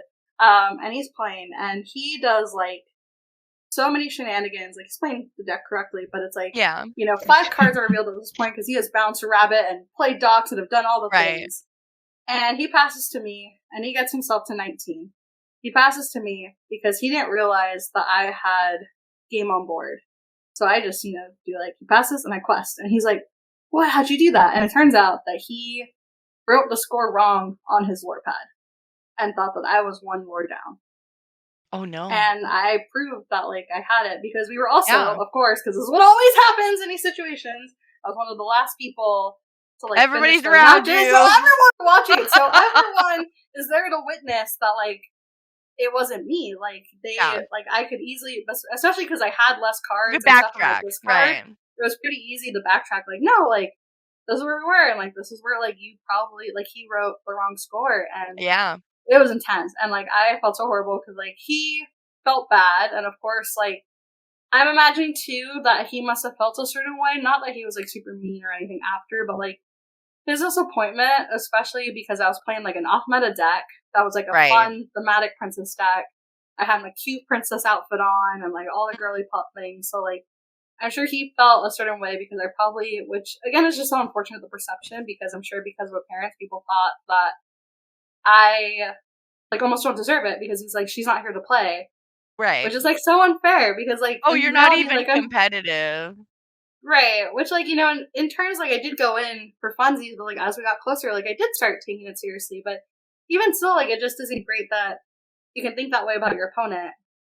And, you know, he kinda like left, like and like I was just like, I'm so sorry, and like this is so awkward, and you know, kinda left, like he didn't really be like, it's all okay. I was like, Right. we're cool now. I've seen him at a few local tournaments after, Yeah. and like we're cool. But you know, at the time, I just like felt so horrible because Right. it was like this intense like build up to it, and you know, I'm trying to be excited because it's the first time I ever got top 8, and Yeah. especially I did it with a fun deck. But like a part of me, you know, lived through it of just like, did I deserve that win? Which is just not great to feel. I should deserve Yeah. that one. But yeah, I would say Still that's your a fault, better right? like my intense tournament story. That is definitely intense. I can't imagine, like you would definitely feel bad for the person, but at the same time, in the back of your mind, it's like, wait, I shouldn't feel bad. That wasn't Like my I did fault. That's everything your right. fault. Yeah, Right. I did everything right. Like, Like so I know how to I feel write like and count. I feel like that's another thing that like women in marginalized groups like struggle with is when you know you don't necessarily win just because like you're better. Like, oh, they bricked or something like that, and Right. they walk away feeling like I just bricked. I would have beat you. You know. Well, that's not Right. my fault, mate. Like, sorry to hear that for you, but we all go through that. That doesn't make my win any less Right. Or like even I shouldn't celebrate still, it any less. Like, you know. or just still the idea. I So think a lot of marginalized genders struggle with this too. Like this exact example of I did everything right, but why do I yeah, still feel guilty feel and bad. I should apologize? Exactly. Like I Right. was almost about to like give up my spot because I felt so bad, but I'm like, no, like I deserve this. I did everything right. Yeah. I played Yeah. the best of my abilities. I did everything correctly. Like other people Mhm. watched and they told me I had nothing to feel bad about, but like Yeah. why I feel like society just is still like, you should feel bad. I'm like, sorry, and be super Yes. empathetic. So for all you listening, don't feel bad. Like you take your wins. You take those. You take those every day. Like it's not your fault. Don't feel bad. Mhm. Yep. Yep. So, on a more positive topic, what was your Yay. proudest competitive result like, or moment? Your proudest moment in Disney Lorcana? What would you say that was like that time that really like made you feel like, okay, I belong here. I can do this. Like I am confident in myself. What was that moment like for you? What was that? When I got invited to judge nationals, that was huge. I had set my sights on that goal, like because I love Disneyland so much, and when they were like, it's Yeah. gonna be, in the vicinity of Disneyland, and I was like, this is, my dreams come true. If I could just get picked to judge this event, this high Yeah. level event, and be trusted with like that level of play, competitive play. And so Mhm. yeah, that was huge for me. That was, even though I wasn't a competitor because it was like in the competitive field, you know what I mean? Every judge on that staff was just at the top of their game for the entire season. So it was just such a celebration of all of us that had just worked so hard to get there. So I just felt really honored and proud of it. No, that's amazing, and I think that that's still, like, competitive, it's just in a different way, like, you're trying to be the best judge, and the fact that you got picked as one of the best judges is definitely an amazing accomplishment, and I know that, Yeah. that's still a competitive field, people trying to be the best of the best. Yeah. What about you, Kim? It's tough, you know, even though we've brought up Geek Fest like 10 jillion times in this stream. I wouldn't say necessarily the Geek Fest win itself was like my proudest accomplishment. I Mhm. think it was everything that happened right after. Yeah.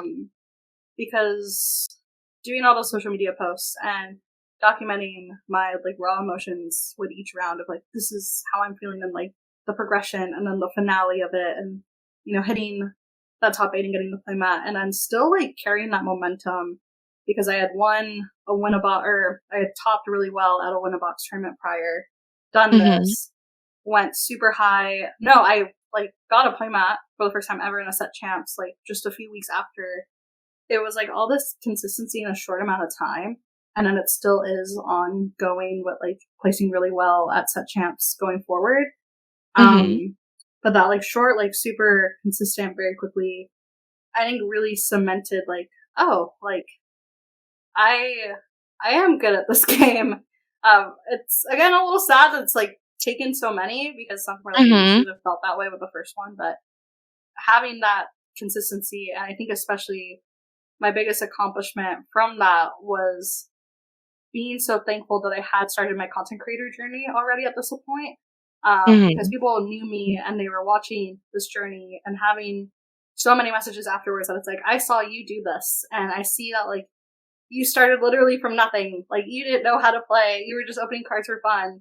And now you're like topping at tournaments, especially with, you know, my aesthetic is so empowering for people and they feel motivated. And, you know, that's just a wonderful feeling that I'm super grateful for. And I'm really excited to keep documenting my competitive era as we go forward. Yeah, I definitely agree with that. That's amazing. I kind of like resonate with like you on the fact that like I can't really pick a moment, you know?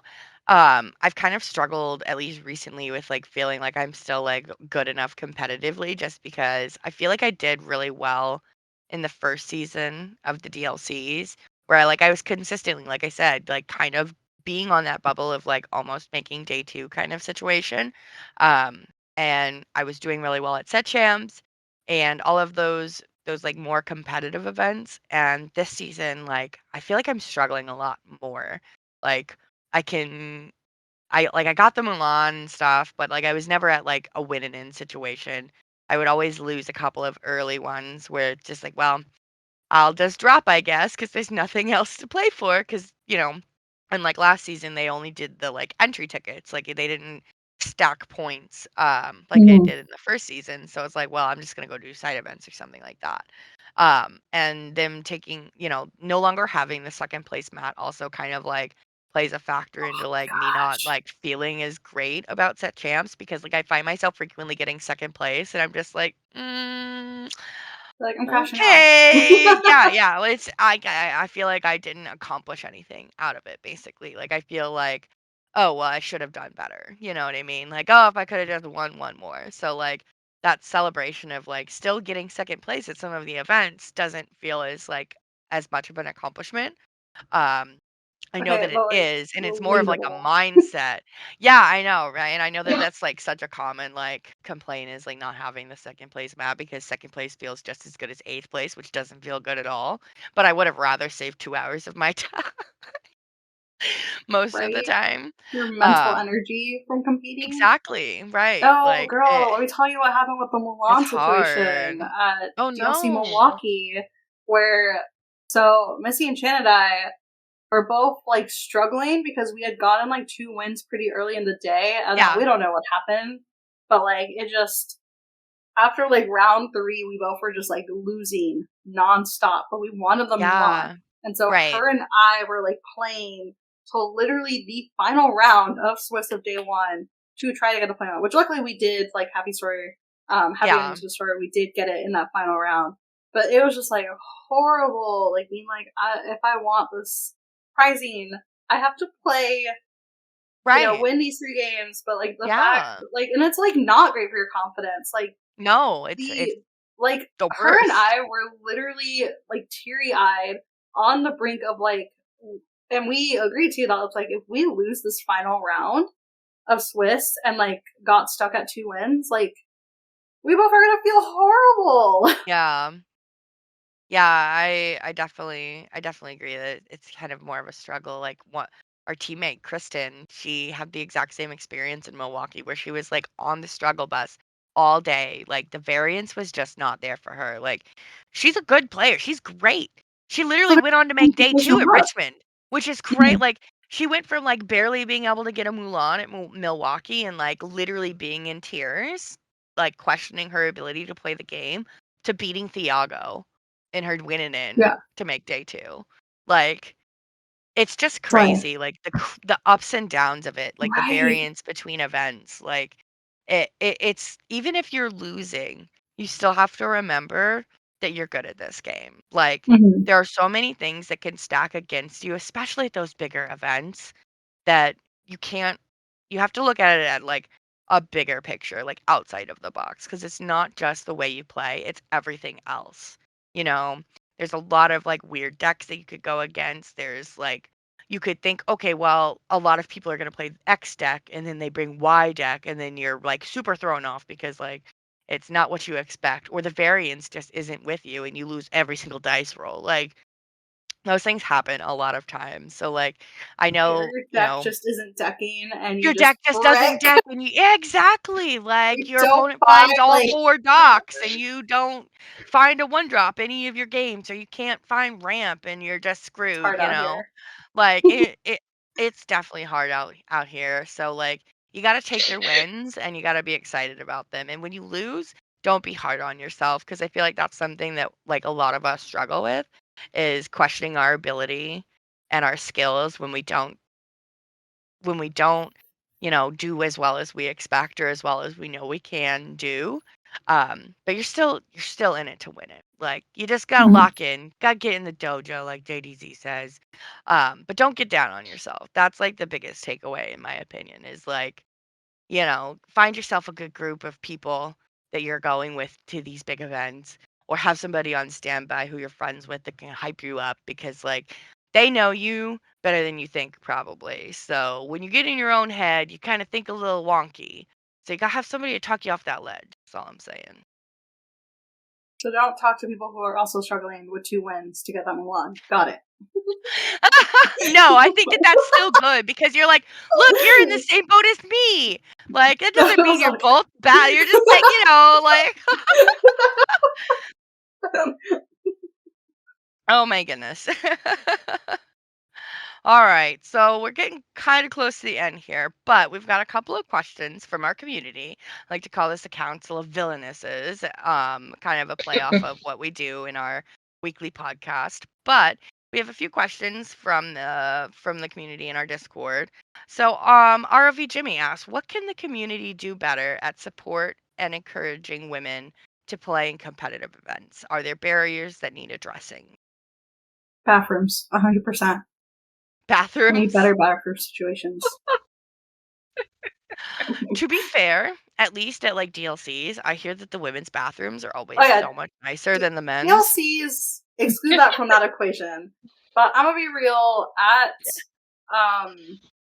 like local game stores, this is the Yeah. thing. If your local game store does not have good bathrooms, like one, if there's only one bathroom and it gets taken up by like a stinky guy, like no, can't do it. Or the other thing is, because it's a safe space, we're all women here, but being on your time of the month and there is nowhere to like take care of that in the bathroom, I'm sorry, I can't go to that game store. Like, I have one game store that I have to be very conscious of when I go there, because their bathroom, also because safety is, because especially in Washington, it gets so dark so early in the wintertime. Yeah. And their bathroom is not in the game store. It's like, because it's like in a plaza. So it's Oh at my the gosh. like opposite side of the plaza outside, and their league starts at 7 p.m. Oh my goodness. That's my bedtime. myself. And I don't want to like call up a friend at the store to be like, Yeah, "Honey, no, sister," I I'm like, do that's not just too blame much you. effort. Like, Walk me to the restroom. yeah, like Right? no, Like, can I I have should an escort, please? right. And there's like, and the bathrooms are gross because they're like public outside bathrooms. So like, there's nowhere to like, if you have your backpack, like you can't hang it anywhere. So that is like my big thing. I think the bathroom should be fixed, That's true, because a lot especially of at a these local game game store. stores don't think about that, because probably 75% of their business comes from men. So they should take into consideration that there's Right. other people that spend their money at their stores. And if you want my money, have a nice bathroom. Exactly. Like, some people laugh at it, but I'm just like, if I'm going to be there for a tournament No, that is that's going to a last like 7 hours, I'm sorry, I can't do that.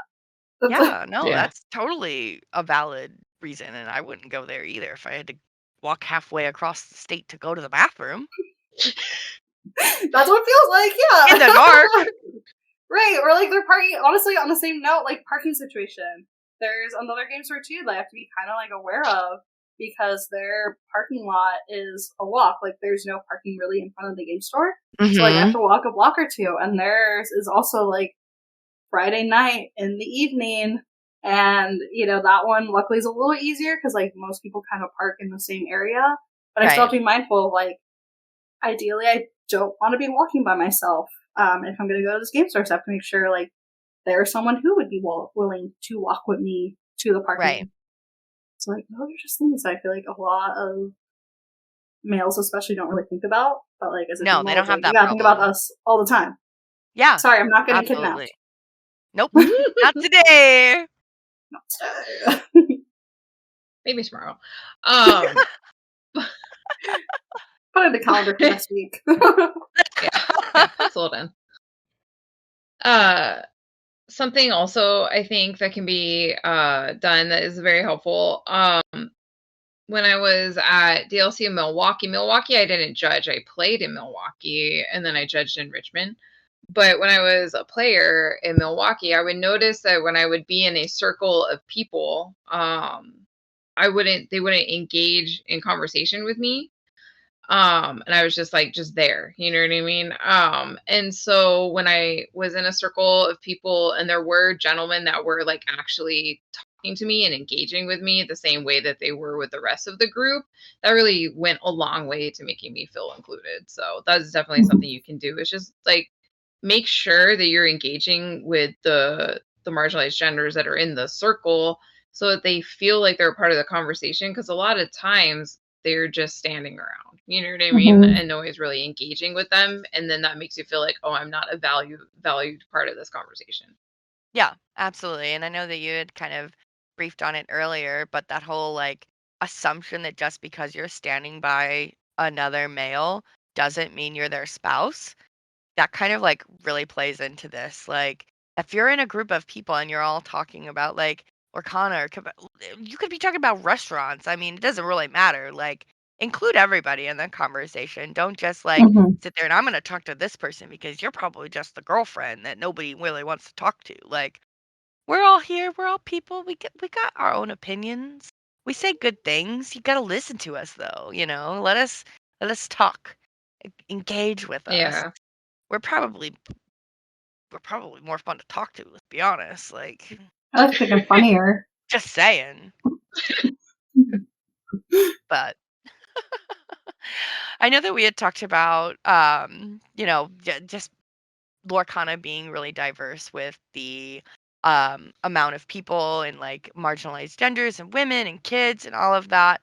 And just because we are a more inclusive, you know, trading card game doesn't mean we can't do better. So one of our listeners, Paul, wants to know what are some of the smaller things that might not be obvious that would kind of push us over the edge? I have to think on that. Yeah. I know it's like one of those like really good question. Think about. I know, right? Yeah.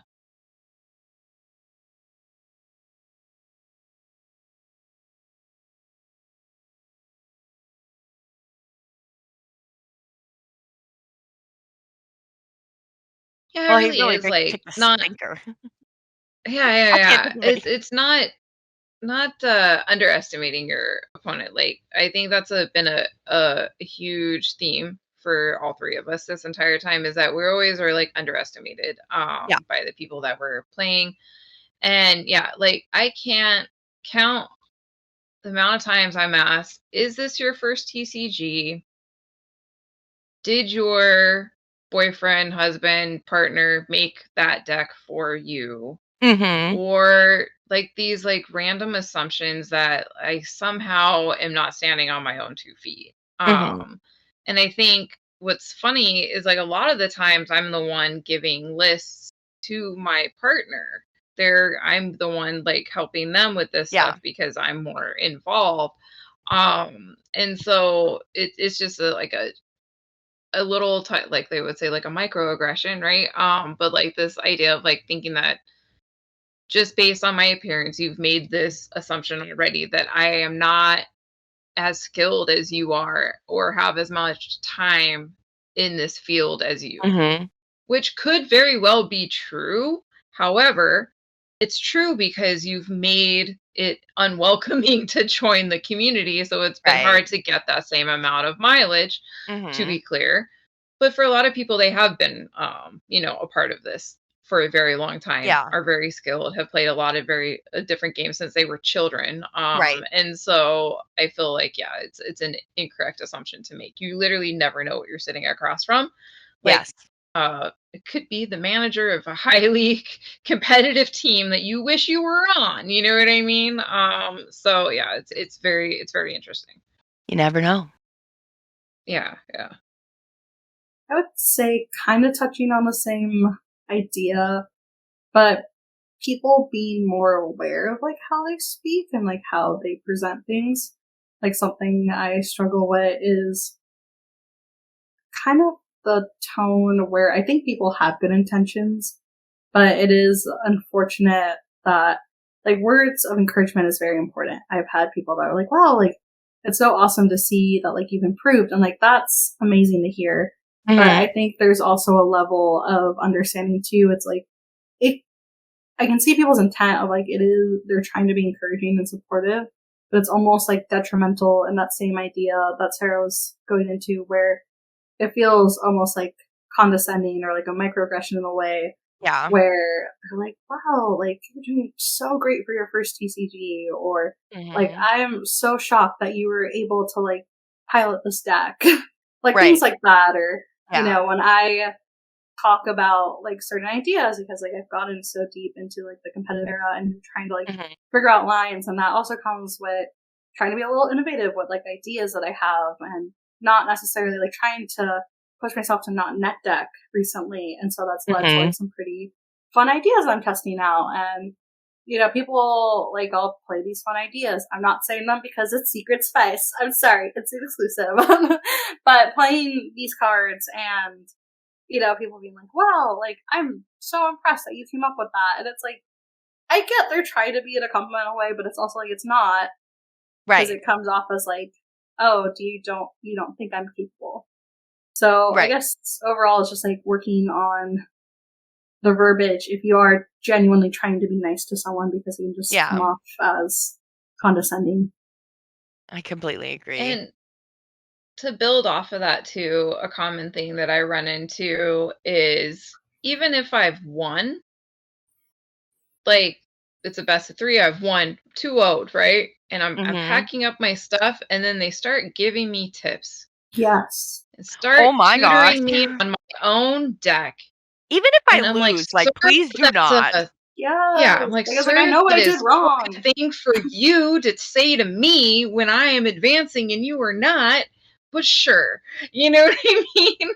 And whatever makes you feel better. Yeah, that is, and I really am like, are you trying to make it better for yourself, or what? And I don't know, but it definitely always comes off as an unwelcome interaction. That if I didn't ask for the advice, the unsolicited advice, comes off as you're infantizing me, and it's diminutive. And I don't see them do that against other guys, especially other guys that beat them. No one 2-0s you, and then as you're packing up your cards, you sit there and say, oh, what you should have done was this, that, and the other.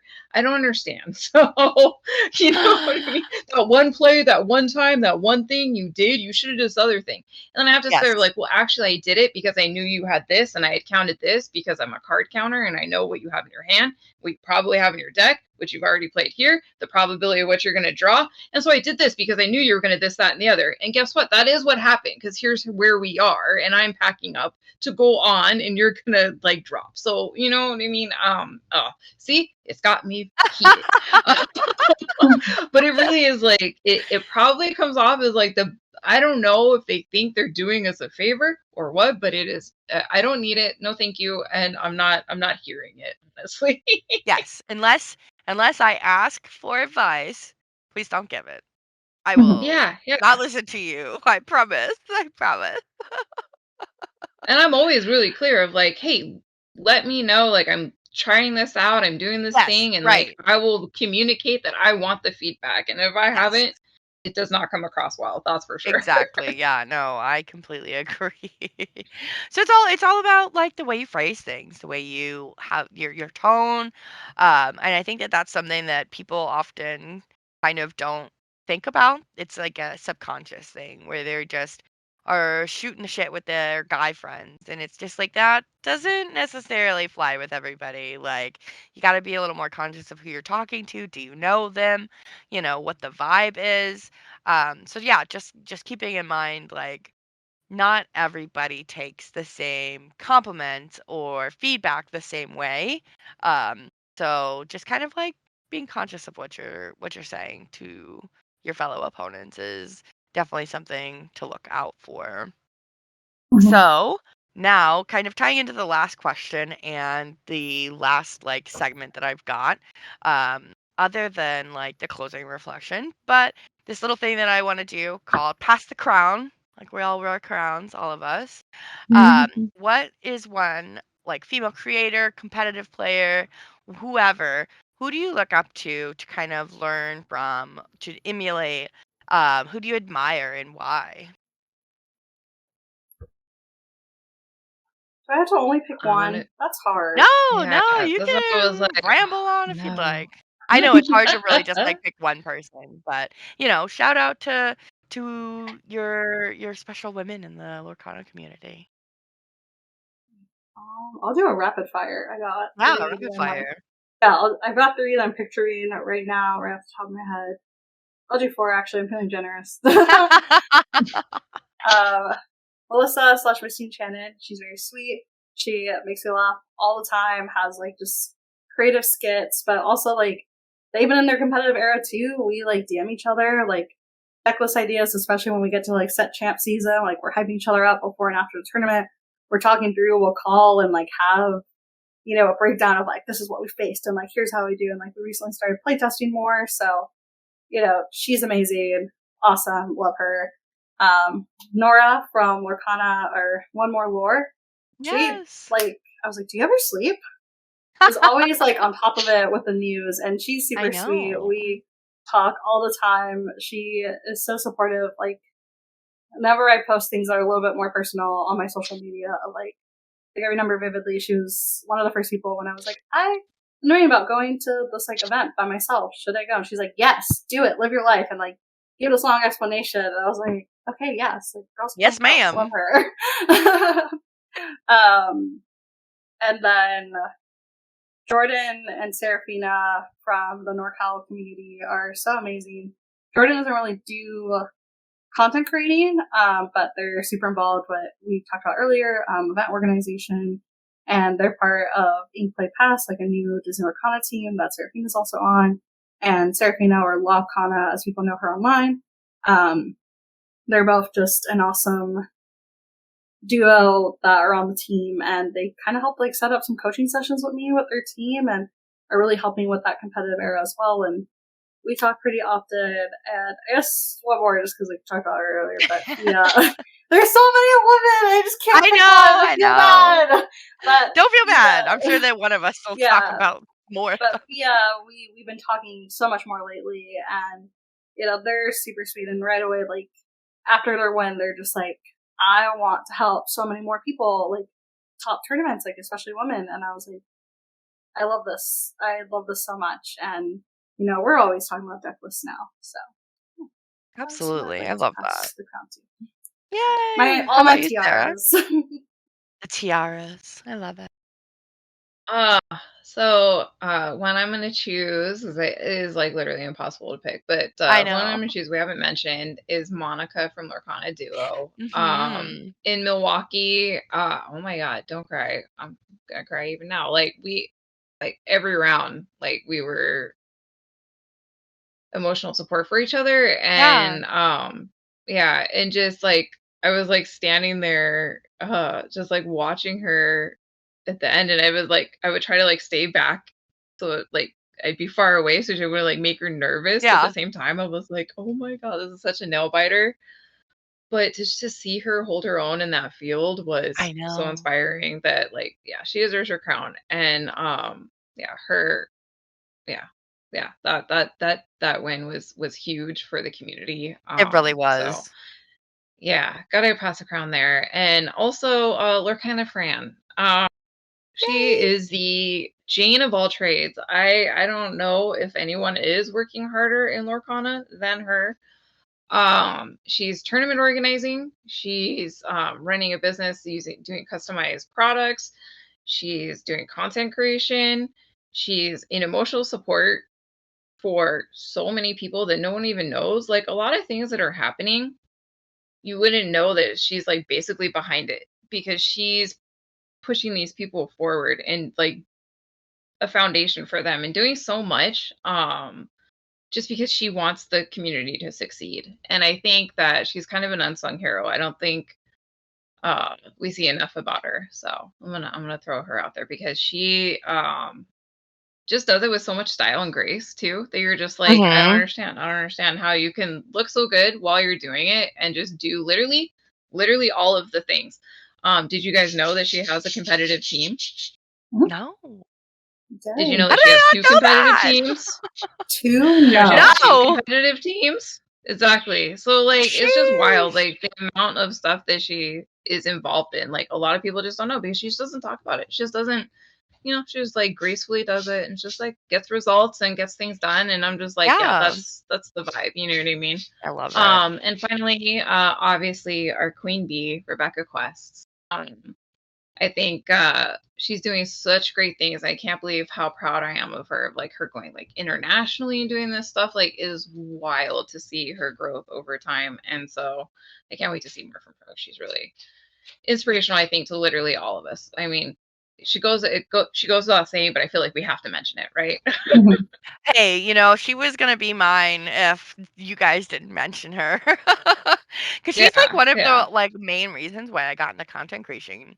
Honestly, like aside from Nice. like them wanting to start a podcast, but like me doing my own content on the side, it was really just like watching you, Kim, and her, and all these other like amazing women like Missy Enchanted doing their content that I was just like, oh, I could do that. Like, let's give it a go. Let's try. And it just kind of snowballed from there where it's just like, this is a lot of fun. Like, I don't even care about like the results or anything. Like, I'm just having fun doing this. And I think that that's like what's the most fun about that is like interacting with them online and commenting on Rebecca's like super hilarious skits that she posts all the time. Then I'm just like, I'm Right? dead. That is so relatable. Like, I can't even. But from like a competitive aspect, I haven't seen her recently do like a ton. But like Clara Sear, she was like one of the first like women Yes. that I saw do like really well competitively. And I'm like, get it, girl. Like, yes, like I want to be you. Like, please.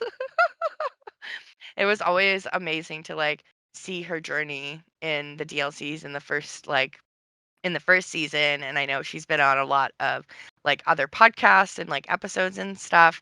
So I really hope that I get to, see more of her and just kind of like watch her do so well. Like that was so much fun.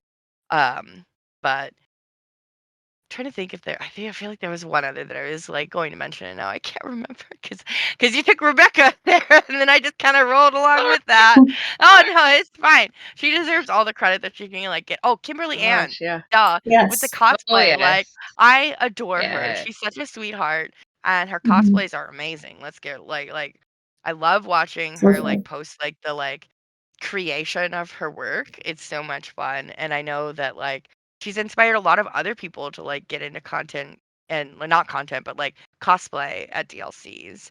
Mhm. Um and she's just so like her energy like fills me up with energy. Like just watching her like cast at an event is just like okay, I'm really excited. I don't know what's happening, but I'm really excited. Like cuz you're You're like really the hype. excited.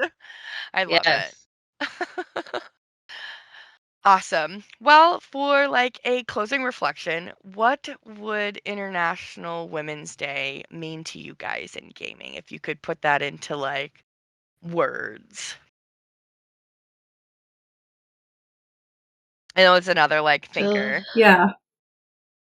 feel like I'm a contestant on a pageant right World peace and wait, You know? no. Um,